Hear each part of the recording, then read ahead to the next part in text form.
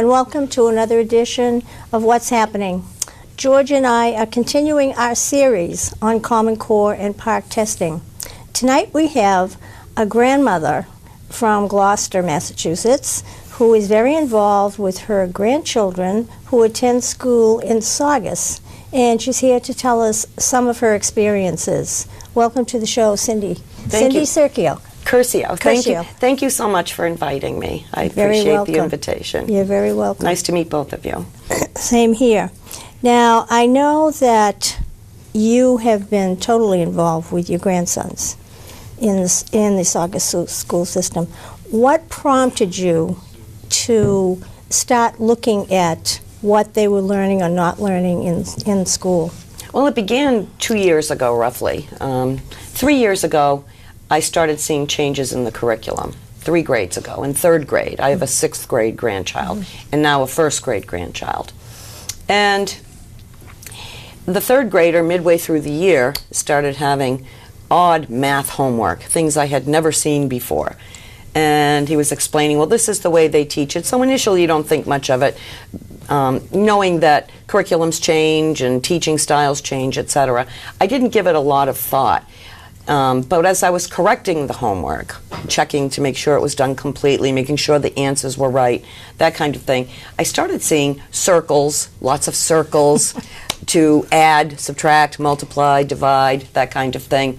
And this was when multiplication and division were being introduced into the curriculum. This was when the switch took place. Okay. And I thought it a bit strange, but again, I had not been involved deeply in education until I took over the needs of my grandchildren. And you also, the schools have a habit of telling parents and grandparents how wonderful these new programs are going to be and how much they're going to learn better and so on and so forth. And initially, you buy it because you're not sure.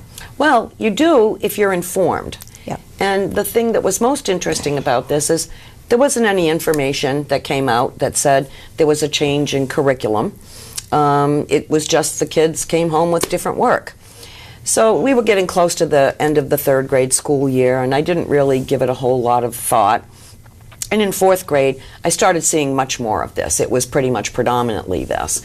And I started researching the textbooks. That was kind of my initial introduction into all of this. And then toward the end of the year, my oldest grandchild stayed after school, and this was in 4th grade because he was learning to take exams. He had already taken an MCAS exam in 3rd grade. Okay. And I thought that this was geared toward MCAS. I picked him up late from school. He stayed after school for a program where they were going to be teaching them about this new test. And he wanted to do it. As he explained it to me that afternoon, it was because his school was specially selected, and he, as a top performing student in his class, was specially chosen to take this experimental test, which was going to make education much, much better for younger children. And that because he had a younger brother who was then in kindergarten, this was really important to him to be able to help his little brother get a better education. And this is a young boy who's wanted to be a veterinarian since he was pretty young, wanted to be involved in medicine. At the age of 12, he thinks he wants to take care of animals. I have other suspicions for his future, but I will let him steer his own ship. Sure. And we come into 5th grade, and we are not told, nothing comes home that there's a notice that we'll be taking both MCAS and PARCC testing. No notices whatsoever. And in 5th grade, he takes the first test and then announces it afterwards. And I had been researching PARCC, which led me to Common Core, and which led me to a plethora of information that's out there, but no clearinghouse for information. Now, did the school system have any kinds of public forums to allow people to hear and understand what Common Core and PARCC were all about? They did. Okay. And this was in the 5th grade year after we had already discovered about the test, the first series of tests. So after it had been... After it had already occurred. What was And the first test, PARC or MCAS? it was, first they had an MCAS exam, I believe, and then Okay. they had the PARC test. Okay. And it was after the first PARC test that I went Did and they met. give you any results as to how they compared between the two tests? We have yet to see results from 2 years ago. We have seen nothing. And we do get MCAS results. They come in the summer or the beginning of the school year. I can't recall which it is exactly, but MCAS results do come in. And PARC test results, we didn't see them, but there's another reason for that. When we discovered the test, I had already been doing some research and did not want my grandchild involved in an experimental test. And I felt it was wrong to provide these kinds of intensive academic tests for kids that were so young in both MCAS and then repeat the same thing doing the PARC testing. I think there's too much testing and too much teaching to the test. So ultimately we went to the principal and we had his results destroyed. He took a paper test. And I refused, my son and I both refused to allow him to go further with the testing. And we didn't meet with any resistance from the principal in a strong way. She said, I'm not so sure that you can do that. And I had already at that point researched that other parents were refusing testing. At that time we were calling it opt-out, but it's no longer called opt-out. It's now called refusal. That's the name given by the Massachusetts Department of Elementary. Well, what was the basic reason for refusing? Just too much testing, or? It was a test that wasn't proven. It was a test with no track record. It was an experiment. It was connected. Well, what was going to be the results of doing something on the test, good, bad, or indifferent? I'm not sure I understand your question. They're going to take a PARC test. They get a result. You score 85 out of some score, out of 100. What are they going to do with that number or that result now that they've got it? Well, it was my understanding at the beginning that PARC was going to replace MCAS, and of course that's somewhat been confirmed at this point. But the educational model that they were basing this on, at that time I was beginning to learn that it was an inadequate educational model. That Common Core, which is what PARC is testing toward, is an educational model that is lacking in several areas, specifically in English language arts and mathematics. And those are the two that have been implemented in the Commonwealth of Massachusetts thus far. And pretty much all schools are on the Common Core curriculum at this point, which is detrimental to the kids. Technically, it's the Massachusetts framework. Those are the magic words. Right. And in what way do you think they're deficient? Well, the end result, if children stay on this educational trajectory through 12th grade and want to apply to any college that specializes in STEM careers, which is science, technology, engineering, and mathematics. So this is kids entering science fields, engineering fields, medicine, those kinds of occupations. Well, they will be 2 years deficient in mathematics at that point in time. For the children, from the ELA, English Language Arts point of view, the children will be not instructed in literature the way I did growing up, the way my grandchildren's father was educated growing up, classics and literature, drama, poetry. A lot of these things will be eliminated for more modern literature, more multicultural in some respects. Not that I object to the multicultural aspect, but there are key brain activities that occur with children when they're learning, you know, like Greek mythology or those kinds of things. And there are historical connections. It's kind of a bigger picture. English language arts isn't just about punctuation and parsing sentences. There's a lot more that happens with the brain and also across the educational spectrum with these kinds of things. And these are going to be missing from the curriculum, the Common Core curriculum. The testing that takes place in ELA, to further answer your question about what's different about it, this is all geared more toward technical English language. So when my grandson, who's now in 6th grade, is doing math homework, he'll be given something that doesn't even really measure up to being an equation and be asked to solve it. In his head, he can solve it instantaneously with one variable. But when he has to solve it on paper and show his work, he is instructed to solve it in 4 steps. And for each of those 4 steps, he's required to write a sentence that explains what that step entails. So this is technical writing.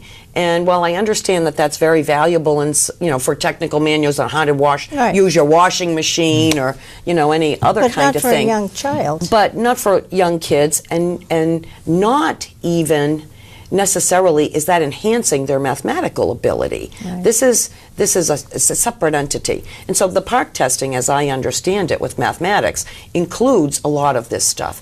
With English, with the ELA portion, the English Language Arts portion, no longer do kids read a book and do a book report in the 6th grade, which was something that was hammered into every generation I know of in the past. Now, they're picking apart the characters. They're being coerced into imagining alternate scenarios that characters can engage in, and they use a form called RACER to do this. And the RACER is an acronym, and I don't remember what the acronym stands for, but they have to come up with a statement and then support that statement all throughout, and this is a test. And so they have to take this, do the reading, then identify what actually is going on, then imagine and identify other scenarios. Do you think that a lot of their time is wasted doing these things? It's not so much that it's wasted, it's just not all kids think the same. Yeah. Not all kids are creative. Some kids are very logical thinkers and other kids are abstract thinkers. So it's a one-size-fits-all kind of curriculum. Exactly, and what the curriculum is doing is expanding the middle. And so the children that are above the middle and the children who are below the middle, whatever their learning abilities are, and they're all different in some respects, those children are not going to be well served by this kind of education. How do they deal with children that have learning disabilities?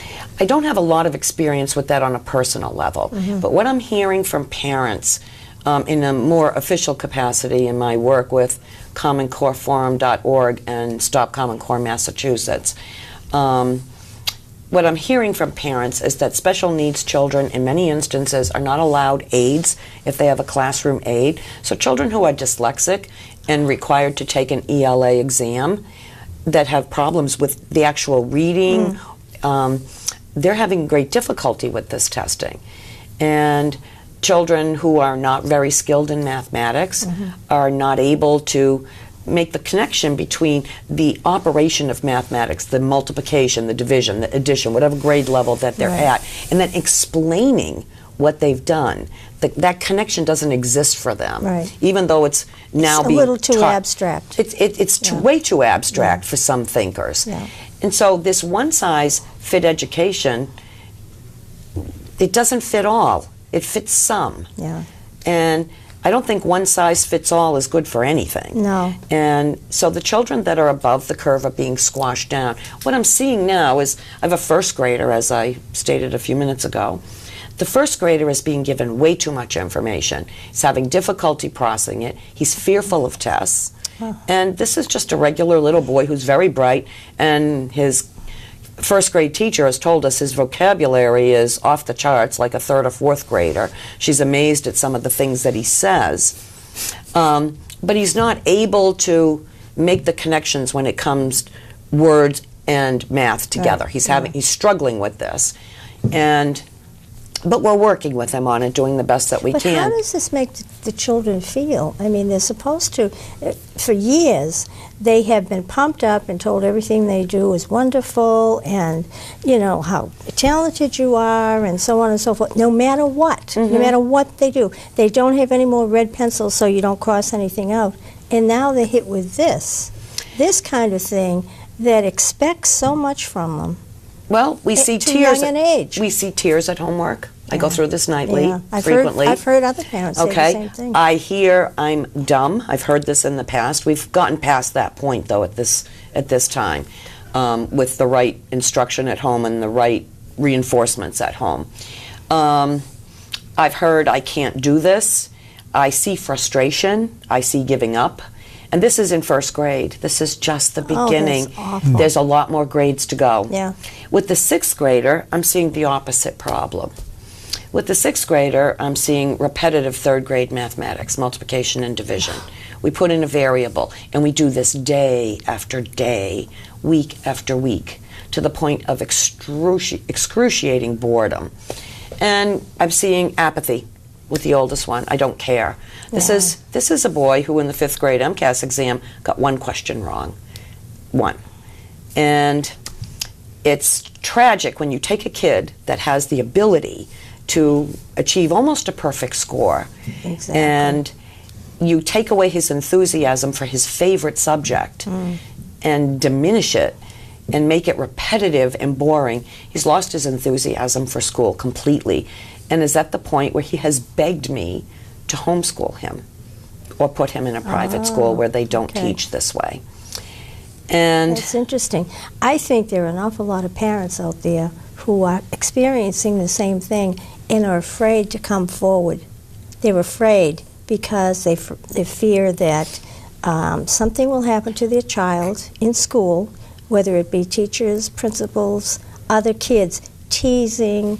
I mean, just so the parents themselves are afraid. They're afraid of what their neighbors are going to say, and they're afraid of criticism, which is unfortunate because here you have this very brave grandma here who's telling us all the terrible things that are happening.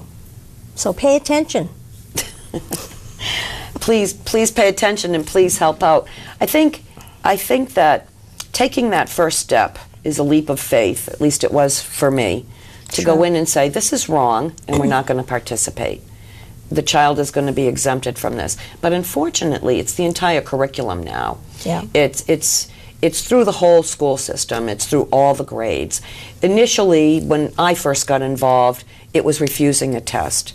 And the curriculum wasn't as rock solid as it is, but now it's all the way through. Yeah. And the thing you're going to start fighting, though, is the catch-22, that if you want to do something different, to graduate, still have to pass the MCAS or still have to pass the PARC. That's right. So no matter how you do it, you're forced back into the system if you want to go on to college or any other institution. Mm-hmm. So at this stage of the game, how do we get around that catch-22? How do we get to a system where you can say, like, do homeschooling or go to a private school, a parochial school that does something different, like a Montessori school that does something different? Right. In my perfect world, there'd be no MCAS and there'd be no PARC. Teachers would just continue to evaluate their students. Teachers would give, a math test on Friday, a spelling test on Tuesday, whatever the case would be. And we would let teachers teach the children. Teachers, by and large, are a pretty astute lot of people. I know a lot of teachers in varying grades throughout different communities, etc. And the one thing that I've found about them is they tune into the kids really quickly. The first month is kind of a get to know you, and when the kids first enter school, at least in the past, it was, we'll review everything you did in second grade if you're in third grade, or fifth grade if you're in sixth grade. And the first month was about review, getting and having an opportunity to assess what the students' skills were. Well, I think part of the problem with that is years ago they started testing teachers, and they found that a lot of the teachers coming out of teachers' colleges were not up to par. So unfortunately, some of the children would go to school, and one year you might have a really good teacher, mm-hmm. or you might have a really bad teacher, mm-hmm. and then you go to the next grade, and whatever kind of teacher they had before, if it was a bad teacher, this teacher couldn't make up for a whole year that was almost wasted because of the poor teaching. My children experienced some of this mm-hmm. many years ago. So I think what happens is you have to find an alternative. And with Common Core, there are very few alternatives because Common Core is in the parochial schools, some of it is in the private schools, yeah. And homeschooling, I know more and more people are turning to homeschooling. Mm-hmm. And I'm not sure what the testing criteria is for homeschoolers. Well, there are certificates of completion. I had looked at a few different homeschooling programs, and there was one that I haven't done an in-depth study of it because I'm optimistic that somewhere along the line we're going to straighten this out pretty quickly, and we will supplement our grandchildren wherever possible. Yeah. As grandparents, and also my son as their father. So I think that in the short term, we have combative strategies in place within our own family, but not every family can do this. That's right. This is why we have public education. All right. Usually, both parents are working. We have single-parent families. Sometimes single-parent families with more than one child. That's my son's family. He has 2 children, and he can't be mom, dad, and everything else. I mean, it's just not feasible. Yep. And to be battling something such as this, and trying to make a wrong a right, is beyond the remainder of what it is that he's responsible for doing. So, which is why I took this on to begin with. But to go back toward, how do we evaluate them? Kids got a diploma. There was no MCAS testing. I graduated from a high school. I got a diploma when I graduated. I got grades in my final grades. You took the SATs. Right. And, we took so the SATs. So now we get to the real crux of the problem, in that you don't want to get to your son, daughter, grandson, taking the SAT and find out, oh, he didn't learn that. He did miserable on it. Get great scores in school, but the SATs say, didn't make it. You didn't get exposed to the right stuff. So you want to find out early on. So from a taxpayer's point of view and a parent's point of view, you want to have standardized testing early and often, because hopefully you can use the results of that testing to correct any shortcomings. So this is the argument for the testing. And right now, the standard test for the world is the PISA test. So that's the one that causes all the grief when the American students show up scoring 23rd in math and 21st in language arts. So this is what causes the concern and the anxiety.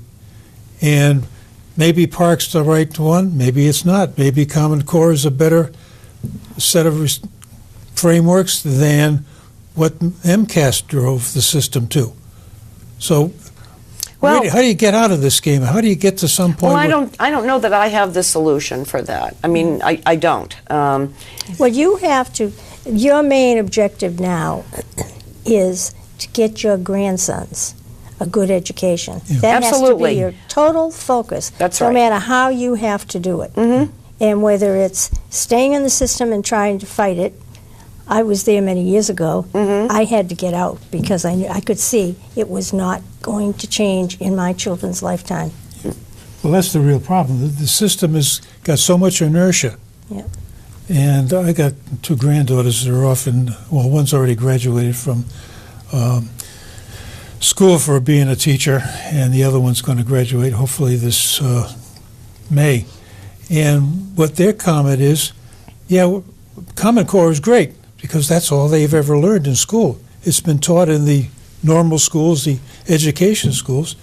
Their thinking is the regular classroom teacher isn't going to adjust. And one of the anecdotes, I've used it a couple of times, is the guru comes into the classroom, gives the classroom teacher all the latest and greatest theories on how to educate kids, what all the right buzzwords are.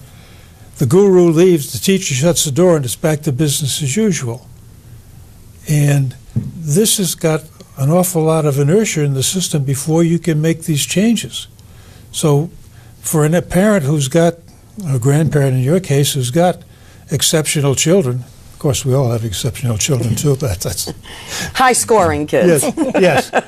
But what can you do to supplement it if you can't understand the way they're teaching it?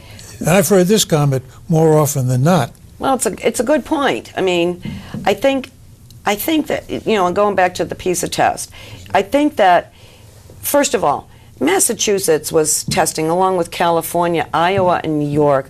We were all in the top tier. Yeah. Okay? So if we were going to nationalize education, why were we throwing out the baby with the bathwater? If we needed to improve, why didn't we tweak MCAS and tweak the Massachusetts curriculum that we had prior to Common Core and elevate it so that it became more global, if that was the objective, to position our kids in a better place. What we've done now by implementing Common Core is we've squashed them down. Well, and kids in other countries will have an advantage. But the problem you get with that is the superintendent was on BevCam last night, and they were asking him exactly that question. He said, the new Massachusetts framework that implements Common Core is as good as or better than the MCAS one. His opinion. Understand. Yeah. But, I mean, this is the other half of the argument. And I recognize that, anecdotes are not data. Right. But at the same time, how do we get to the point of saying, yeah, this Common Core really is better than MCAS, or no, it's not? Well, I think that there needs to be some kind of a study done that evaluates them fairly, scientifically. Is there any group that can do an unbiased study? Pioneer Institute. Well, right here. Pioneer does. You're absolutely right. But I know from the attitude of our superintendent here in Beverly, he discounts whatever Pioneer has to say. When we had the meeting, we had a meeting with him a couple of weeks ago. As a matter of fact, we asked him to appear on our show. How can he appear on another BevCam show, but he won't come on our show? I don't understand that. He doesn't want to answer our questions. Yeah. But, you're right. And Pioneer does a wonderful job.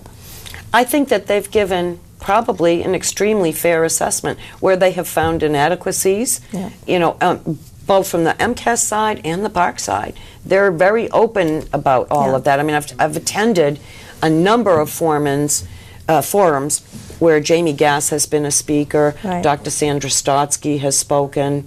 We had one here in Beverly not too long ago. Yeah, and there are more slated around the Commonwealth. But we cannot get our superintendent to have an open forum for parents and or taxpayers. Well, the one I attended in Saugus, Dave McGurney, who was on the Peabody School Committee, he was one of the speakers. Jamie Gass was another, and who was the third person? I've been to so many now, I'm starting to mix them up. Oh, a fellow from DESE. Oh. And each one of them would speak in 5-minute or 10-minute segments.